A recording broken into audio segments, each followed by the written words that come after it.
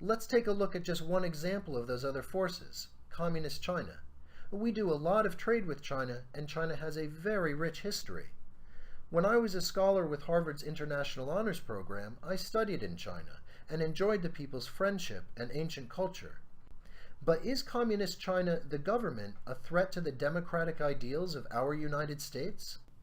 Communist China invaded Tibet and destroyed almost all their places of worship, and they continue to select its own Buddhist priests as a way of controlling and slowly eliminating their religion.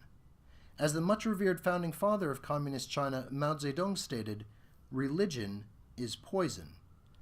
Can you imagine if your religious leader at your place of worship was arrested and replaced by someone selected by politicians in Washington, D.C.? What else is Communist China doing today?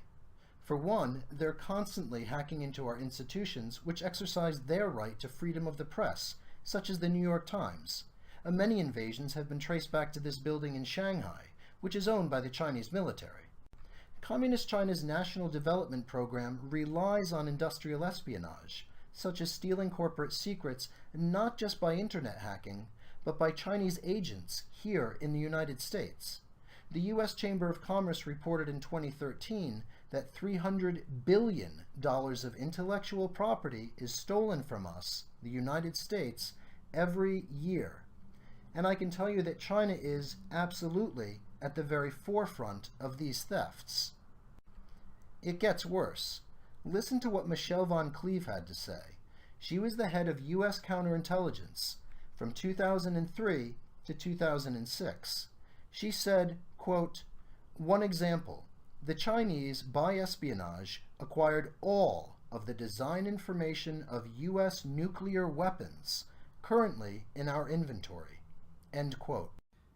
Keep in mind that China is, among major world powers, the best friend of the Islamic-based government of Iran, which wishes to develop nuclear weapons, and the absolutely insane government of North Korea, which now has nuclear weapons. In fact, without China, North Korea would not even exist. That's what the Korean War was all about. Unfortunately, it gets worse than this. This is the F-35, our next-generation combat aircraft. It can perform as a fighter or bomber and has advanced electronic warfare capabilities. It is a stealth aircraft with the option of vertical takeoff and landing. The F-35 is going to cost us at least $1.5 trillion.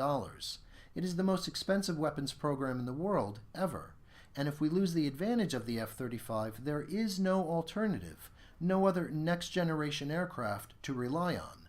If a single military weapons program is central to the safety of the United States, this is it. Some years ago, thousands of blueprints and technical information for the F-35 were stolen.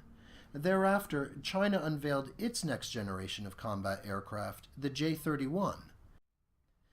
Communist China has also stolen details of our Black Hawk weapons program, Osprey weapons program, our drone programs, and dozens of others. It is true that currently the United States is the world's largest economy and has the strongest military, but that's going to change.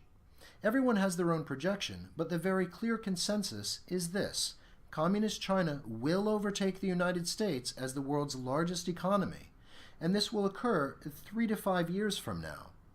5 to 15 years after that, the Chinese military will surpass that of the United States.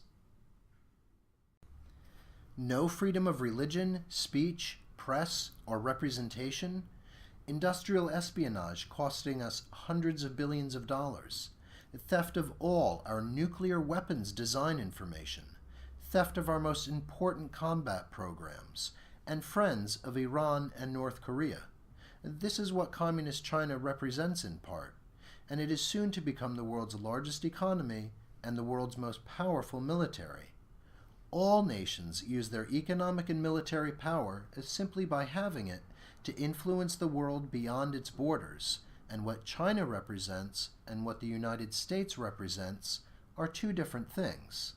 Yes, of course we should continue fair trade with China, but the United States is more than just about making money, isn't it?